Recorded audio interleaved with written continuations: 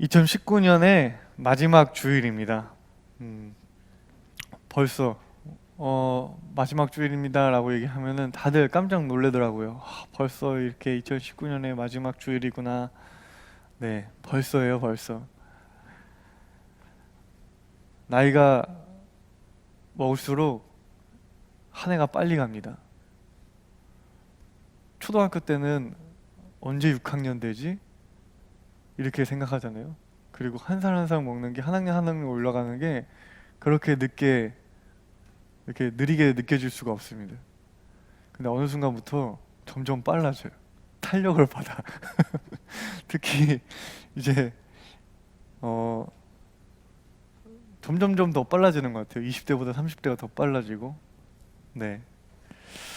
여러분들도 그 빠른 속도를 체감하게 될 줄 믿습니다. 그래서 우리가 알고 지낸 지도 이제 1년이에요. 저도 여기 온 지 이제 1년이 됐어요. 어떻게 보면은 목사 같지 않은 목사고, 또 어떨 때 보면은 좀 덜 떨어져 보이기도 하는 저인데, 항상 기도해 주시고 응원해 주셔서 항상 감사드립니다. 한 해를 마무리하고 새해를 앞둔 주일, 우리들의 신앙을 재점검하고 하나님께 더 가까운 내가 되길 소망하는 마음으로 함께 말씀을 나누고자 합니다. 우리가 오늘 읽은 시편 146편을 통해서 우리의 2020년이 하나님을 찬양하는 삶으로 나아갔으면 좋겠습니다. 시편 146편은요, 할렐루야라고 시작되고 있습니다. 하나님을 찬양하는 거죠. 근데 하나님을 어떻게 찬양하냐면, 시인은 평생토록 찬양하겠습니다 라고 고백하고 있습니다. 여기서 평생이라고 번역된 히브리어는요, 오드라는 단어인데요, 순회, 계속, 연속을 의미하는 단어입니다. 그거를 우리는 번역할 때 평생이라고 해석한 거예요. 즉, 끊어짐 없이 하나님을 찬양하겠다고 고백하는 겁니다. 우리는 신앙생활을 가끔 쉴 수 있는 거로 생각해요. 신앙생활을 쉴 수 있는 거로 생각합니다. 가끔 교회에 나가지 않는 분들, 교회에 나가다가 교회에 나가지 않는 분들을 얘기해서 어떻게 요즘 신앙생활 하고 계세요? 라고 물어보면 이렇게 대답하죠. 쉬고 있습니다 라고 대답해요. 그리고 교회를 다니는 분들 중에서도 이제는 좀 쉬어야겠어요 라는 표현을 사용하세요. 하지만 시편 기자가 말하는 올바른 신앙관에서 신앙생활은 쉰다는 개념이 없어요. 하나님을 찬양한다는 것은 결코 쉴 수가 없는 것입니다. 만약 쉬고 있다면 그거는 쉰다는 표현보다 무슨 표현이 맞냐? 끊어졌다는 표현이 맞습니다. 하나님과의 관계가 지금 끊어져 있습니다 라고 표현하는 것이 더 올바를 거예요. 우리의 신앙에 쉼이란 없습니다. 우리가 신앙생활을 쉰다고 표현하는 이유는 뭘까요? 신앙생활을 교회를 출석하는 행위, 특정한 사역을 하는 행위로 규정하고 있기 때문이에요. 그렇기 때문에 신앙생활을 쉰다고 표현하는 거예요. 하지만 신앙생활은 그냥 교회를 출석하거나 그냥 어떤 사역을 하고 있는 것이 아니라, 교회를 출석함으로 내가 이루고자 하는 것, 내가 사역을 함으로 이루고자 하는 것, 그것이 신앙생활인 것이지, 그냥 출석하거나 사역하는 게 신앙생활은 아닌 거예요.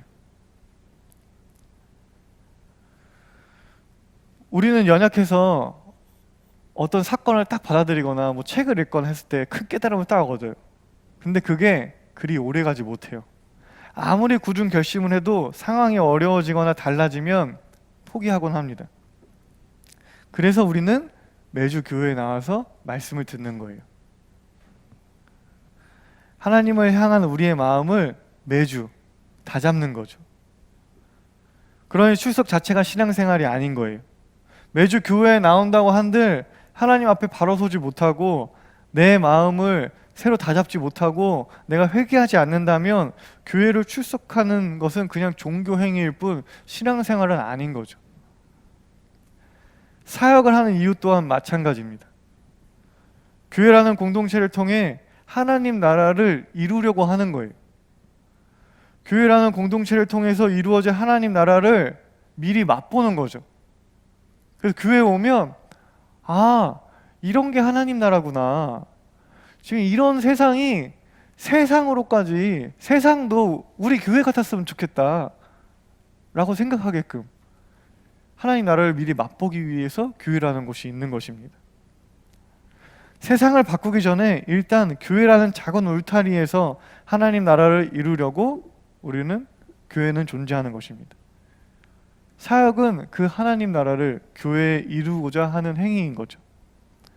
그런데 만약에 사역을 하면서 내 맘대로 하려고 하거나 자기 뜻을 높이려고 하거나 내가 드러나가려거나 한다면 그것은 신앙생활이 아닌 거죠. 사역을 해도 그것은 신앙생활이 아닌 거예요. 그냥 정치 활동이죠. 그냥 동호회 활동인 것입니다. 신앙생활이란 종교 행위를 넘어 우리의 사고방식, 우리의 행동 양식, 그리고 우리의 신념인 거예요. 더 쉽게 얘기해 볼까요? 누가 여러분한테 나 요즘 정직하게 사는 거 쉬고 있어 라고 말해. 이 말이 돼요? 나 요즘 정직하게 사는 거 쉬고 있어. 나 당분간 어른들 보면 인사하는 거 쉬려고. 나 한 1년 동안 불쌍한 사람 만나도 마음 아파하는 거 좀 쉬어보려고. 나 이제 힘들어도 희망적으로 생각하는 거 이제 좀 쉬어보려고. 이런 말을 한다면 어떨까요, 여러분들한테? 이런 말 하는 사람도 없어요. 왜냐? 말이 안 되는 말이니까. 말이 안 되는 말이에요. 오히려 이런 말들이 말이 되는 거죠. 나 이제 정직하게 살지 않을 거야. 나 이제 거짓말 할 거야. 나 당분간 어른들 봐도 인사 안 할 거야. 나 이제 힘들면 내 삶을 비관할 거야. 오히려 이런 게 더 말이 되죠. 즉 신앙생활을 쉰다는 것은 사실 따지고 보면 말이 안 되는 말입니다. 신앙생활을 쉰다는 것은 쉬는 게 아니라 끊어진다는 거예요. 하나님과의 관계가 끊어진다는 것입니다. 하나님 없이 살아간다는 것입니다. 그런 의미에서 저는 신앙생활을 자전거 타기로 많이 비유를 하곤 합니다. 자전거 타기 생각해 보세요. 페달을 굴러야 돼요. 페달을 굴러야 앞으로 가고 좌우로 넘어지지 않아요. 느리게 가든 빨리 가든 앞으로 가야 돼요. 페달을 굴러서. 하나님을 찬양한다는 것, 신앙생활을 한다는 건 그런 것 같아요. 멈추면 넘어지게 돼 있어요. 끊임없이 발을 굴려야 됩니다. 가끔 힘들어서 느리게 갈 때도 있고 천천히 갈 때도 있고 빨리 갈 때도 있어요. 하지만 어찌됐든 앞으로 가야 해요. 둘째로 하나님을 찬양한다는 것은요, 사람을 의지하지 않는다는 것입니다. 시편 기자는 귀인들, 그러니까 귀한 사람들을 의지하지 말라고 이야기합니다. 능력 있는 사람, 돈 많은 사람, 권력 있는 사람을 의지하지 말라는 거예요. 근데 사실 우리가 의지하는 사람이란 뭐 능력 있고 돈 많은 사람뿐만이 아니에요. 뭐 누가 돈 많고 막 권력이 있는 사람만 우리가 의지하는 게 아니에요. 우리는 알게 모르게 많은 사람들을 의지하고 있어요. 뭐 부모를 의지할 수도 있고 부모는 자식을 의지할 수도 있습니다. 누가 봐도 의지할 만한 사람이 아닌데 내가 그 사람을 알게 모르게 의지할 수도 있습니다. 삶의 궁지에 몰리면 누구라도 의지하고 싶고 누구한테라도 매달리고 싶은 마음이 들기 마련이죠. 하지만 우리가 의지할 대상은 사람이 아닙니다. 사람은 의지할 대상이 아니에요. 사람은 무슨 대상이에요? 우리가 사랑해야 될 대상이고 우리가 섬겨야 할 대상이지 우리가 의지할 대상은 아닌 거예요. 여러분, 영원하지 않은 것은 진리가 아니에요. 영원하지 않은 것은 진리가 아닙니다. 진리가 아닌 것은 우리를 구원하지 못해요. 우리의 삶을 지탱할 수가 없습니다. 내가 메고 있는 낙하산이 어쩔 땐 펴질 수도 있고 어떨 땐 안 펴질 수도 있어. 그걸 메고 비행기에서 뛰어내리는 인간은 없어요. 그죠? 그걸 의지하는, 그 낙하산을 의지하는 인간은 없어요. 왜냐, 그것은 불안정하니까요. 영원한 것, 변하지 않는 참된 것이 진리이고 그 진리가 우리를 구원하는 것입니다. 그렇다면 영원한 것은 무엇일까? 영원한 건 뭐예요? 시편의 기자는 자식도 부모도 친구도 동료도 결코 영원하지 않다는 것을 우리에게 알려주고 있어요. 사람은 영원하지 않죠. 사람이 영원하지 않으니까 사람이 가진 무언가는 더더욱 영원하지 않아요. 그것들은 모두 불안정한 낙하산과 같아요. 세상에 영원한 것이라고는 오직 하나님과 하나님 말씀뿐이에요. 세상을 창조하신 하나님이 우리를 사랑한다는 사실 때문에 우리 또한 서로 사랑해야 한다는 사실, 이 말씀만이 영원한 진리고 구원의 열쇠인 것입니다. 셋째로요, 하나님을 찬양한다는 것은 하나님을 닮아간다는 거예요. 우리는 사랑하면 닮아간다는 사실을 되게 잘 알고 있어요. 그래서 오랫동안 연애하거나 결혼해서 오랫동안 사신 분들한테 두 분 되게 많이 닮으셨어요. 점점 닮아가네요. 이런 얘기 많이 하잖아요. 서로 사랑하면 닮아가요. 친한 친구들끼리도 서로 오랫동안 우정을 나누고 사랑을 하다 보면, 알고 지낸 시간이 오래 지나다 보면 은근히 닮아가요. 식성도 닮아가고 버릇도 닮아가고 말투도 닮아가고 많이 닮아가게 되어 있습니다. 하나님과 우리의 관계 또한 마찬가지예요. 우리는 입으로는 하나님 사랑합니다, 하나님 사랑합니다, 하나님 없으면 나 못 살아요, 하나님 정말 사랑해요 라고 말하면서 하나님은 안 닮아가. 그런 신앙인들을 많이 보곤 합니다. 하나님을 사랑하면 하나님을 닮게 되어 있습니다. 우리는 예수님을 하나님의 아들이라고 고백하잖아요. 하나님께서 아들을 보내셨다고 얘기해요. 근데 우리 또한 하나님을 뭐라고 고백하죠? 아버지라고 고백해요. 아버지라고 고백해요. 우리 또한 하나님의 아들, 딸들인 거예요. 예수님도 하나님의 자녀, 우리도 하나님의 자녀예요. 그런데 예수님과 우리가 어떤 동급은 아닌 것 같죠. 동급이라고 말하면 왠지 불경스럽잖아요. 왜 그런 느낌이 들까요? 예수님과 우리가 똑같다고 하면 왠지 불경스러운 느낌이 드는 이유는 뭘까요? 하나님을 닮은 정도가 다르기 때문이에요. 우리도 똑같이 하나님 아버지, 우리도 아들이고 아들 딸이고 예수님도 아들인데, 같은 아들인데 하나님을 아버지라고 부르는 같은 아들 딸들인데, 하나님이랑 예수님이랑 우리는 전혀 차원이 달라요. 무슨 차원? 닮은 정도가. 예수님은 하나님을 닮아도 너무 닮았어. 똑 닮았다고 하죠. 인류의 역사 속에서 누구보다 하나님을 닮은 인간이었어요. 예수님은 이전에도 없었고 이후에도 없을 하나님을 똑 닮은 분이에요. 너무 닮아서 우리는 하나님이 육체를 입고 오셨다고 고백할 정도로 예수님은 하나님을 똑 닮으신 분이에요.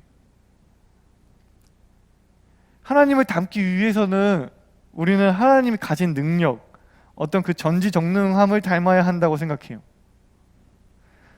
하지만 우리가 예수님이 하나님의 아들이라고 고백하는 이유는 예수님의 능력 때문이 아니에요. 뭐 때문이에요? 예수님의 사랑 때문이지. 예수님은 하나님의 아들입니다 라고 고백하는 이유가 뭐예요? 예수님이 기적을 행해서, 이적을 행해서, 막 놀라운 일을 행해서, 막 전지전능한 능력이 있어서, 그게 본질이 아니에요. 뭐예요 본질은? 예수님이 너무너무나 우리를 사랑하셨다는 예수님의 사랑, 예수님의 마음이 본질인 거예요. 능력이 있으면 뭐예요? 만약에 예수님이 능력이 있는데 사랑하지 않았다고 생각해봐요. 병든 자들을 보고, 고통받는 사람들을 보고 마음 아파하지 않았다고 생각해봐요. 전지전능한 능력이 있어도 그것은 하나님의 아들이 아닌 거예요. 예수님이 하나님의 아들인 것은 하나님의 사랑을 마음에 품고 있었기 때문입니다. 8절에서 9절의 말씀을 보면요, 시인은 하나님이 어떠한 분인지 고백하고 있어요. 하나님은 맹인의 눈을 여시고 비굴한 자들을 일으키시고 의인들을 사랑하시며 나그네를 보호하시고 고아와 과부를 붙드신다고 시편 기자는 고백하고 있습니다. 지금 나와 있는 사람들이 다 그 당시에 최고, 정말 그 모든 사람들이 가장 약하다고 말하는 사람들, 약한 사람 중에서도 가장 약한 사람이라고 치부받았던 사람들이에요. 시편의 기자가 고백하듯 우리 하나님은 이런 하나님이고요, 우리 하나님은 이런 사람들을 사랑하시는 하나님입니다. 하나님을 똑 닮은 아들 예수님의 삶을 생각해 보세요. 예수님 맨날 누구랑 다녔어요? 누구한테 말씀 전했어요? 누구 도와줬어요? 세리와 과부, 아프고 병든 자들의 친구가 되어주시고 3년 공생애 동안 죽기 전까지 그들과 항상 함께 하셨습니다. 하나님을 찬양한다는 것은요, 하나님을 닮아간다는 겁니다. 누군가를 닮아간다는 것은요, 나를 낮추고 내 안에 닮아가고 싶은 그 누군가를 채워가는 일이에요. 그렇게 채워가면 무슨 일이 일어나요? 내 안에 인격적인 변화가 일어나는 것입니다. 막 기도를 더 잘하게 되고 어떤 능력이 생기고 어떤 달란트가 생기는 것이 아니라 내 안에 인격적인 변화가 생겨나는 거예요. 내 인성이 조금씩 변화되는 겁니다. 다가올 새해에도 하나님을 닮아가는 우리가 되길 소망합니다. 끝으로요, 146편 전체적인 구절을 보면요, 시편 기자는 뭐라고 시작해요? 맨 처음 시작은 할렐루야 내 영혼아 여호와를 찬양하라 라고 시작해요. 할렐루야 내 영혼아 여호와를 찬양하라. 그리고 끝날 때는 어떻게 끝내요? 맨 마지막에 시온아 여호와는 영원히 다스리시고 내 하나님은 대대로 통치하시리로다. 할렐루야 라고 끝나요. 내 영혼아 여호와를 찬양하라로 시작해서 시온아 여호와 하나님이 우리를 영원토록 다스릴 것이다. 할렐루야 라고 끝나요. 내 영혼으로 시작해서 시온으로 끝나는 거예요. 이게 바로 우리가 걸어가야 할 신앙의 여정이에요. 내 영혼으로 시작해서 시온으로 뻗어나가는 신앙이 바로 우리가 걸어가야 할 신앙의 여정인 것입니다. 신앙생활의 시작은요, 내 영혼이, 나라고 하는 개인이 하나님을 찬양하는 것에서 시작합니다. 낮은 수준, 높은 수준 이런 게 없어요. 이런 게 아닙니다. 이런 개념이 아니에요. 시작은 무조건 내 영혼이 여호와를 찬양하는 것으로 시작돼요. 다른 시작이 있을 수가 없습니다. 시작이라고 하지만 이것은 필수예요.